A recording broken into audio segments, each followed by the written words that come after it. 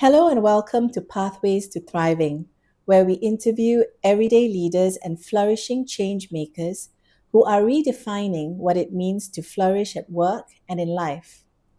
My name is Anita Stephen, and I'm your host in yet another episode of our Pathways to Thriving series. Today, we're interviewing Rajashree Suppiah. Rajesh is a friend. She is a formidable litigator who has been in legal practice for over 20 years. Rajesh's profile is rich with both deep litigation expertise and pioneering work in alternative dispute resolution, specifically in collaborative practice. The recognition of her efforts has come internationally. Rajesh is the president elect for 2026 of the IACP, which is the International Academy of Collaborative Professionals. Welcome, Rajesh, and thank you for being here today. Thank you for having me, Anita, and it's an honor to be part of your Pathway series. Great. Yeah. We're looking for people like you, and we're excited every time we get an interview like this. Um, let's take this from the very beginning, Rajesh. You've been active in legal practice since 1997. What drew you to the law and why litigation in particular? I would say that some part of me I've always wanted to be a lawyer. Some part of me has always put that as my career choice. And early in life, when we were looking for universities and things like that, the opportunity to do law came, and I took it. And I don't regret it. I'm one of those people who feels that I really fell into the right career or right profession for me. I like the words that you use, fell into it. Yeah. Yeah. So, are you saying that there were times when law was not necessarily an option? It wasn't because, so I come from quite humble beginnings. My parents were government servants. That option of, going overseas to study law and all that was not available. My options were local universities where you only get what you are given. Correct. So, but Yeah. thankfully, thanks to my parents, I was given the opportunity to just do it, even though not through a local university, to still go into the law, right? And it's made all the difference. Great. And you also won Best Student nationwide for civil procedure. I know that seems like a long time ago when we talk about the certificate of legal practice, but in Malaysia, that is a difficult hurdle to overcome. And how did that achievement shape your confidence? I'm glad you used the word shape my confidence, because you see, one of the things about being an external London University program law degree holder is that you're seeing those people who went to the actual schools and they've studied overseas, they are at a different level. Being best student for civil procedure amongst all others just meant that at the end of the day, you too could be at that same level, right? So that is actually one of those key things that was important in making me feel that it's up to what you do, right? Yeah, rather than where you come from. So this seems like a bit of a Rajesh Bole moment, which is great. Yeah. Yeah. Can you take us back to your early days in legal practice in the courtroom Okay. when there was a moment when you knew this was your calling? Okay. Funny you should ask that, because I actually coincidentally today came back from a book launch of the late Gopal Sriram judge, legendary judge, Yeah, right? legendary. And my very first experience in the Court of Appeal as the lead counsel was before him. I was a young junior lawyer of barely even 3 years, but I had Wow. the opportunity to appear. And I'd say a lot of it is credit to my firm, Dato' Lo Siu Chang, who just said, never mind, you go and do it. Events it's always about falling into place, right? Right. So the circumstances were such at that time that I could go, and you are in a hearing where your co-counsels are, heavyweights in the legal profession, Shahul Hamid Wow. Amiruddin, BP Narban, and here's this little, barely there lawyer, Junior lawyer. junior lawyer submitting. But, of the co-counsels, and I was representing no less than Bank Negara Malaysia, and we won. Fantastic. And that was like a moment which tells you that, again, where you are is not always about, what comes before. I mean, I suppose what comes before it does matter, but in law, you could be equal to many others. Yeah. Right? Yeah. I don't know why you sharing this story is making me think of one of my favorite movies, which is A Few Good Men. And there's this part where, Tom Cruise actually says, so this is what a courtroom looks like. Yeah. Right? Yeah? Right. It feels that's the... Yes. Yeah. It feels that way, right? Yeah. And then you just knew that moment, that sense of excitement, the adrenaline rushing through you, and then that feeling of having done it, right? Yeah. That really keeps you going for, a long way. Yeah. Fantastic. Yeah. Thank you for sharing that. I don't know whether I'll probably be like vicariously floating out of here today, but yeah. So, Rajashree, litigation, and we're not talking just everyday run of the mill kind of cases. Litigation can be intense. There are high stakes involved. You've gone for over 20 years now. Yeah. What's your mental and emotional approach to preparing for trial and to sustain? Okay. Well, two things here. So, mental and emotional approach comes only with the preparation that goes before it. When you are not 100% prepared, believe me, it shows up in court, because in the back of your mind, you just know, I haven't quite cleared, or, I've not got this down to pat. So it shows up. So the number one thing is the preparation that goes beforehand. Number two is, I've always believed, right, that having many heads thinking over, pondering over an issue is helpful. So I do not go for a hearing, especially a high-stake hearing, unless I have a brainstorm session with my team. Oh, great. We are looking at it like, well, what about this angle? And what do you think that will say? And what, so if we are well covering what we need to know, right? And then the third thing is, you do play a mind game. You play a mind game into thinking, but where would the judge be coming from? What's the normal layperson? You really cannot go to court and just go, the law says this and therefore. You never know what is going to hit you if the law says one thing, but logic, common sense, and, everyday situations might give you a different result. So you've got to be prepared for that as well. So preparation is really preparation in that manner, to be secure that what we are thinking of and what we are going to approach aligns also with this kind of common sense logic. And the last one is that confidence that comes from having gone through the arguments. Even, I honestly tell you, even as I'm driving to court or I'm on my way, I'm mentally rehearsing and practicing and sometimes even saying it out loud. Yes. Right? You understand? You're like, someone looks at you from the other side of the car and they're like, what is this person going on about? Yeah. You're practically rehearsing it before you show up. Yeah. You're bringing back a lot of memories to my mind. I think everyone does that. But has that changed over the years? I mean, you've now got a lot more practice behind you. Do you still need the same amount of preparation? How does it work? Insofar as preparation of the materials, that is similar. Okay. Preparation of case law and knowing where and, that has reduced because you have a whole, like a store database of knowledge and information that you can fall back on. Yeah. So that part is a little bit lesser. But knowing your materials, that's a given, actually. That's similar. Rajesh, one of the things that people always say, And I know I used to get this many moons ago. Mm-hmm. But people always say that to be a litigator, you need to be a good fighter.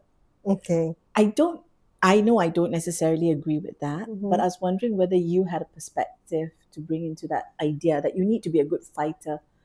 I'm completely with you on this. I would never call myself a fighter. I've always subscribed to the idea that litigation or art of advocacy is about persuasion. Right. And persuasion does not need you to be in a fight, right? Yeah. It's about persuasion. Yeah. It's about you communicating with a judge or three judges and to bring across your point. And you just have to persuade. You don't have to fight with them. They're Yeah. with you on this. Because judges too want to hand out or deliver justice. Correct. Mm. Yeah. And is that why you have gone on into collaborative practice? Maybe you could explain a little bit of what collaborative practice is. Not everyone knows what it is. Okay. Mm-hmm. So, collaborative practice is a form of ADR, alternate dispute resolution, or appropriate dispute resolution. So, what it is it's again another situation of falling into the space. When I started off, I used to do corporate litigation, commercial, it's general litigation has always been my area. Yeah. But more and more, when I started up on my own, I started getting private clients who brought family disputes into the sphere. Now, family disputes uniquely have three different facets. It's not just financial, there's also emotional, and there's also the legal side of it, Yeah, right? So yeah. you needed to address all. Litigation does not address all. Litigation addresses the legal aspects. So then I had to start thinking and looking and exploring. And one of the areas that came, thanks to some colleagues of mine who, started looking at this work, collaborative practice was a form that brought into the picture the emotional as well as the the other areas that are within the law. Right. So then we trained as a group of 22 lawyers and one mental health practitioner. Wow. We trained under some trainers from the US, from the International Academy of Collaborative Practice. They trained us on how to do this form of ADR. It's like mediation, but it's let's say, with an interdisciplinary approach to it. After that, I was sold. I joined the organization, IACP. The learning curve was just all the way from learning soft skills to, various well-being based issues, Yes, right? yes. And how we could bring that to our clients as well. Yes. And and then we started bringing it to Malaysia. Yeah. We started training more people. It's a different way of lawyering. It's very much suited for family law and family disputes. But the truth of the matter is, it works in every relationship or every dispute that is based on ruptured relationships. Right. So, corporate disputes are ruptured relationships. Partnership disputes are ruptured relationships. Yeah. So are employment law. If only we could see it from the more holistic lens than just it being a legal dispute. Do you have a preference now between litigation and collaborative practice? Or is litigation an old love? Okay, so for me, it's like this. Collaborative practice is a new movement in Malaysia, and we are really trying hard to bring it to everybody. Okay, but the reason why I corrected myself to say ADR is not just alternate dispute resolution is because now we are veering towards appropriate dispute resolution. Yeah, I noticed the use of that word. Appropriate. Yeah. Because there will be disputes that could be mediated. Right. Where you just need someone to facilitate and you get it sorted. Right. Construction matters that go for arbitration, it's because they require someone who is a specialist in the area to help them resolve it. So you go for arbitration. That's appropriate. Yes. Sometimes you need some assistance from a mental health specialist or you need a financial neutral or a tax specialist or whatever, in which case, but you're still not inclined towards to go to court and you still want a amicable resolution, you go for collaborative practice. Okay. And there are times when a dispute really cannot be resolved unless you take it to court. Yeah. Land fraud matter. Now, how are you going to resolve? Right? So it's appropriate. Yeah. I would never discount any of these methods. All I'm saying is that each one has got its role. Right. Right. And if you are actually able to offer to our clients, right, every one of it, you are that much more effective as their lawyer. Are you not? Yes. Yes. Right. Very skillfully answered too. Thank you. So you've been sitting on the board of the IACP, and it's an organization nominated for the Nobel Peace Prize. That's a huge honor. What has that global work taught you about resolving conflicts peacefully? Okay. Yeah. So, yes, we are actually really proud of the fact that the IACP was nominated for the Nobel Prize, right? What it has taught me is, first, I just volunteered. I was like, okay, interesting. They have an organization, they are the pioneers, they are the umbrella under which all the other organizations are under, and they are in 22 countries. Wow. The IACP is in 22 countries. So that was the first one. But after volunteering, I'm like, look, it's important enough that I want to bring that to our part of the world. Yes. Right? Yes. And I put my hands up to be on the board, to be the Asian representative, Asia Pacific representative, right? Nice. So that's what I did. And this is what I feel. There is something really valuable about this method, this dispute resolution through, compassionate, decent, with dignity, and effective, right? Why are we not accessing this, and how can we bring it to our countries not just, so when you say it's about the global perspective, right? So it's not just about Malaysia. It can be used in Singapore, it can be used in Brunei, it can be used in Thailand, Hong Kong, where there has already some spread of it in Australia and New Zealand. They've already embraced it. Right. We can grow it. So that's why. Nice. Yeah. So as president-elect for the IACP for 2026, what vision do you have for expanding awareness and adoption of collaborative law in Southeast Asia and, Asia Pacific? Asia Pacific. Yeah. So this collaborative practice is something not new. It's been around since the 1980s. Right. That's when it was first, it first came about. Yeah. IACP as an organization celebrates its 25th anniversary this year. Yeah. And when did we hear about it in Malaysia? Just a couple of years ago. And we just got on board. Since 2019, we have Malaysian members in that organization. So my vision is, it's something that should be spread, should be made known, should be made available, right? And the first thing is to let people know about it. In Malay, we have a saying, tak kenal maka tak cinta. Yeah. It means that if you don't know, then you won't love. Yeah. So first thing is about bringing awareness, spreading it out, making it as common as, if I tell you mediation, you're like, oh, I know what that is. If I tell you collaborative, you're like, what is that? Yeah. Right? Yeah. So, but it's a really useful method or a process, right? Yeah. Great. I want to talk about running a business. Okay. You've been running your own firm for 7 years now. Running a business requires resilience in many forms. Correct. You're talking about financial, emotional, professional resilience. What have some of the challenges been, and how have you kept going through this? I think the first one is, I'd actually tell anyone who wants to start to give it a go, because there's more fear Mhm. around whether it will take off, whether it will succeed, whether you can sustain, Mhm. right?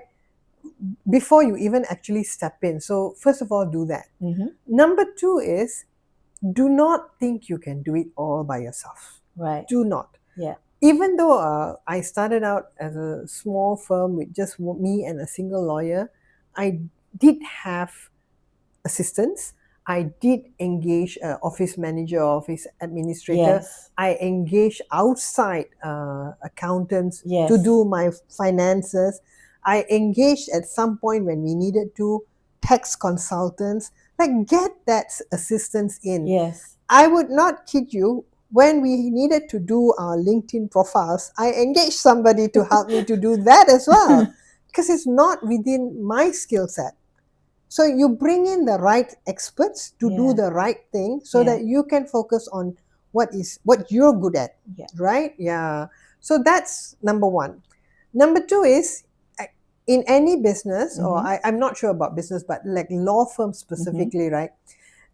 There is this element of leveraging. Mhm. If you think you can do all by yourself, just imagine if your ability skills are transferred down to somebody else and you leverage on that as well. Mhm. I read an article a long time ago that the right leverage for any law firm Mm. is up to three lawyers Right. to Right. one person who manages them, right? Wow. Beyond that, you lose track. Yes. They're on their own, but below that, you are underutilizing your abilities, Yes. right? So Yes. Yes. think about those things. Watch some great YouTube videos, whatever. Like Such there's as this always interview. learning. Yeah, there's always learning and sharing. Don't ever think that you will do it by yourself. Yeah. Yeah. I like what you shared where you talked about getting in support Mm, because in business, we're often told about creating this product ecosystem, mm, and the stress is there if you're yeah. an entrepreneur that you need to make sure that there are different parts of your business, different streams. In a law firm, as a litigator, different areas, different services that you offer up.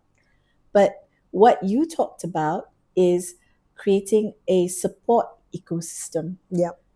And does that speak towards the operational side as well as perhaps the emotional side as well? Or, A little bit of both. okay. You're good at what you do, right, Anita? So that is what you bring to the table. You don't have to use your time and resources to sit down and do, say, for example, account. Is that your forte? Is Absolutely that the not. best use of your time? Right? So I know it's a bit of a challenge because people say, oh, I'm just starting out, I don't have the funds Yeah. for it. Yeah. You do, because you've calculated yourself what is your time cost worth compared to the other person's time cost, Correct. right? So Correct. if you're thinking of it from a financial aspect as well, Yes. it makes sense. Yes. It makes sense. I feel that trying to do it all by yourself and taking on more than you should will potentially harm your growth rather than help you to grow. Mm. Rajesh, over the years, Mm-hmm. in your professional career, Mm-hmm. have you ever suffered a setback? It could be personal, it could be professional, Mm-hmm. that maybe has either made you spin off in a different direction or something that has taught you or grown you in a way that nothing else would have. Couple of setbacks, but I'm going to share one that is something that it's a good lesson to learn. Okay. It's about boundaries, setting Yes. boundaries. Yes. We are in the profession of helping people, right? So you give your all to help people. Yes. And that sometimes what you are giving out and your own time and your own space blurs as well. Right. I think you know this from being friends with me for a long time, is that I have this favorite saying of mine, which is time is the currency of your life. Don't let other people spend it for you. Yes. But our mindset is we need to help, we have to do. So there's a huge blurring of your time, your space, your priorities, Yeah. right? Yeah. I am learning. This is Yes. an ongoing process, by Yes. the way. I Yes. am learning, right, that setting that boundaries, taking time for yourself, being able to say no to certain Yes. things, Yes. um, it's not going to be a popular, it's not going to be popular. People are not going to like you for it, Mhm. but you will do better and you Yeah. will thrive Yes. if you have those boundaries, Yes. right? Yeah. And this is like so Yes. opportune because you're talking about how do you thrive? Correct. For you to thrive, you must be full. You must Yes. be complete, right? Yes. If you've given away everything of yourself, how are you going to be Yes. complete? In my work, setting boundaries Mm-hmm. is something that I have to deal with quite a Mm-hmm. bit as a coach, with many people. So Mm-hmm. it's not just as a lawyer, but Mm. it's as a human being, a Yeah. problem. Yeah. And it's constantly, it's not an area where you can say, oh, I'm just going to say no to everything, Mm. because there's no wisdom in that. No. Or I'm just Yeah. going to say yes to everything. Absolutely no wisdom in that. None. So Although there was that thing about yes and yeah. yeah, so you have to be discerning, Yeah. and exercise quite a fair bit of the gray matter, Mm. um, to make a decision. Yeah. And that's like what you said, it's a constant thing. It's a constant. Yeah. I watched a recent TED talk recently that just talked about how, having a compass in everything you do, Yes. and your compass and it has only two lines. It's a yes or a no, right? So, and that actually helps you because you also start thinking like, is this an absolute yes? My elder brother, Mm. right, really wise guy, actually said this. You can say He hi to said, Shri. yeah, hi Sri, yeah. He said this. He told me, right, like when you're deciding on something, right, is it a heck yes or a hell no, right? I like Is that. it a heck yes? If it's a heck yes, then do it. But if you don't have that level of engagement, Yeah. really think twice. Is it a no, but you're like, maybe I should, maybe Yeah. what will people think? That's where you are like, are you crossing your boundaries? Yeah. Yeah. I like that. Mhm. Yeah. I like that. Thank you, Shri, for making an appearance Yeah. all the way from the USA. Um, so moving on, as a co-chairperson of the Malaysian Bar Family Law Committee, Okay. and you've been this for a couple of Second term now. second term. Okay, what pressing changes or reforms do you want to see in the coming years? Okay, a couple of things. One of it was in the news just very recently about maintenance of enforcement of maintenance orders. That's one. Actually, there are many areas that could do with upgrading and Right. yeah, Right. getting better because the world has evolved. It's moved away from your black and white and this is what it was and traditionally this is how it Yeah. used to be, Yeah. into much more fluid, different forms of families, different dynamics, cross-border families, right? Yeah. All of Yeah. this is not being Yeah. catered to fully. Yeah.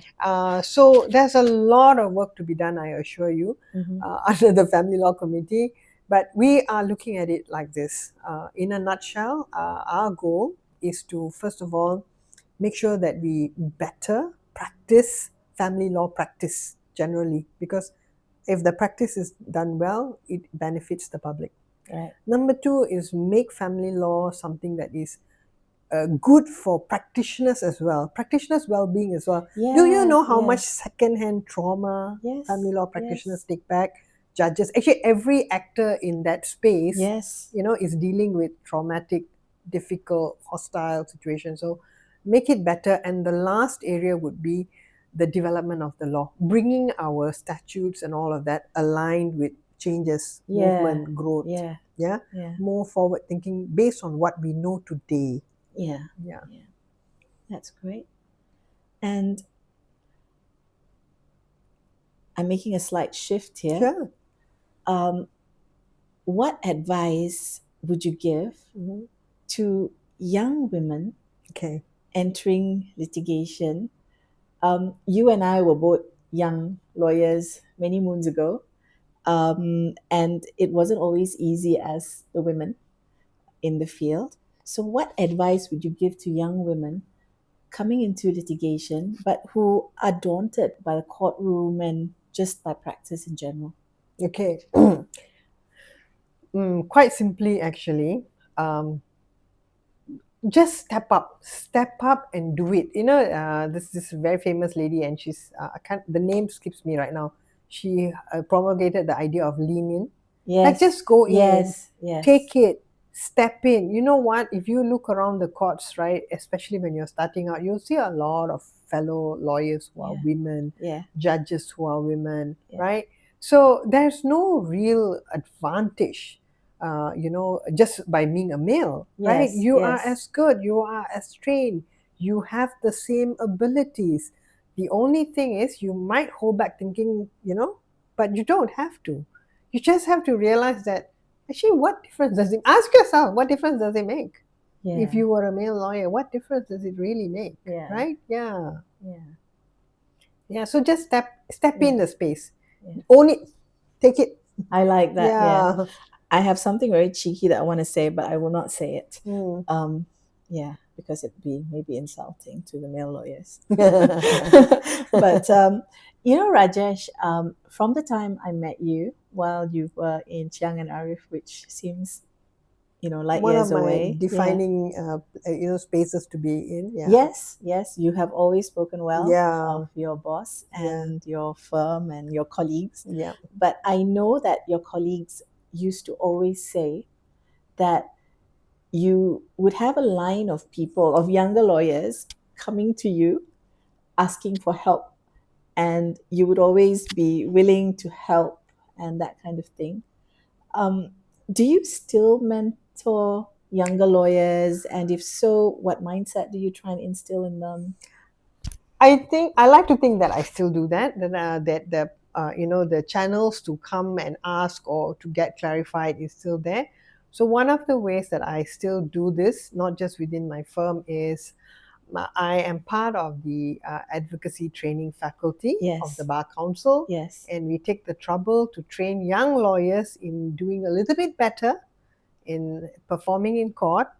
And we do it in this very specific manner, not as I'm teaching you, but rather think of me as maybe your elder sister, or if it's a male guy, it's an elder brother, and sit here, the whole abang ade, and if you just did this thing a little bit different, you will be so much more effective. And then we try to motivate them not to shy away, to try, to train, and so build their confidence, build their skills, and also give them that ability to say, okay, I've a little bit of training now, I can try it, right? Something that you said earlier in our interview about having this discussion with your team, I can't help but think, because I remember my boss doing that with me. Right. And what I learned as a junior lawyer in those sessions were things that you couldn't get from books. Exactly, right? Exactly. Yeah. So it's like this. It's about, this is what they call war stories, right? Like, oh, but in this case and that case, it's a war story if you're just doing it for the purposes of, like, this is what I am and I'm like bragging. No, but it's a good story to tell. If, like, hey, in this context, this happened, and the sharing, and what about this, and what about that, Judge? We used to have that, right? That whole camaraderie where we will share and build on the knowledge about, because knowing a case is not just about knowing the case, but knowing your judge, knowing your opponent, knowing everything, right? How to approach. And that's what that brainstorm session is there for, to look at it from every angle. And not just keep on, repeating, oh, this is what the law is and this is our case. And no, it's like, but what about this and what about that?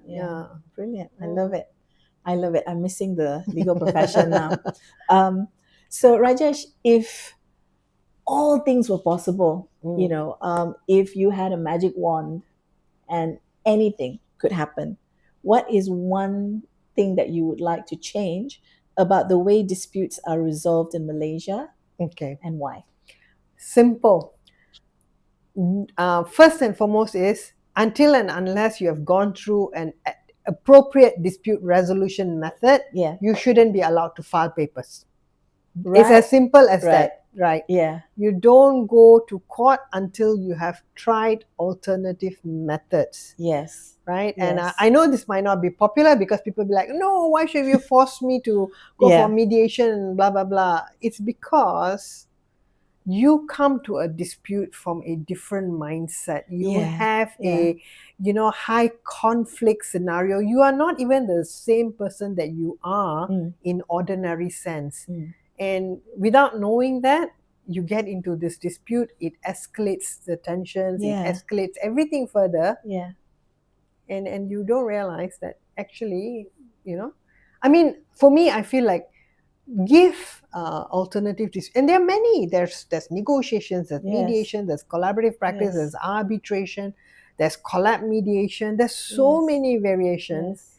and you only think you can go to court to get your, Yeah. Yeah. But are you sure? Yeah. Isn't there this concept of vagaries of litigation? Are you Yeah. sure you will win? Yeah. Hmm. Yeah. I'm thinking slightly broader, even like even areas like counseling, coaching. These are Correct. alternatives Correct. that can Yeah. happen. Early evaluation, go to a counselor, go and talk to them. Yes. Have the opportunity to resolve this first, right? Yes. Before taking it further and to the point of no return. Yeah. Yeah. So it sounds almost like a shift in a shift in our mindset in how we approach resolution. Right. Yeah. Yeah. Yeah. So Rajesh, before we close, again, the name of this series is Pathways to Thriving. And I ask each guest this. Mm-hmm. What does thriving mean to you, both personally and professionally? And how have you found it in your life? Okay. I think for me, thriving would mean that I have a really I have a career that I'm proud of. I'm happy to be in. Yes. The work that I do fulfills my needs, my Yes. passion, and all of that. But at the same time, I have enough time for my other areas that I love, my home, my pets. I'm a big advocate for animal rights, and I'd like to Yes. be able to spend time and effort in that space as Yes. well. So thriving would mean to be able to do all of this Yes. for my personal life. Professionally, I think thriving would mean having the kind of practice or your standing within your fellow lawyers that you are recognized for what you do. Yes. Yeah. Yes. They know that they can come to you for anything. This Yes. is important to me. I don't know why, but it is important. Yes. Yeah. And as well as you're always doing good work because it's the right thing to do. Yeah. Yeah. And I can say that you're definitely thriving in that area. Thank you. I can see Thank you. here.